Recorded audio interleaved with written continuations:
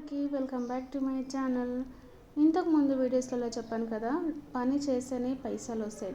మనం ఎంత hard work చేస్తున్నామా, మనం ఎంత నిజాయితీగా వర్క్ చేస్తున్నామా అనేది దానిపైన డిపెండ్ అయి ఉంటుంది మనకు వచ్చే డబ్బు విషయంలో. అంటే ఓకే, నువ్వు డిగ్రీ చదివినావా, బీటెక్ చదివినావా, ఇంటర్ చదివినావా, అసలు 10th చదివినావా, అసలు చదవనే లేదా, అది మ్యాటరే కాదు.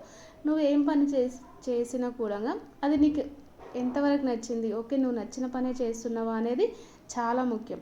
అంటే మనం సంపాదిస్తున్నాము కానీ తప్పుదారిలో కాకుండా మనం నిజాయితీగా 100 రూపాయలు సంపాదించినా కూడా అది చాలా మంచి పద్ధతి.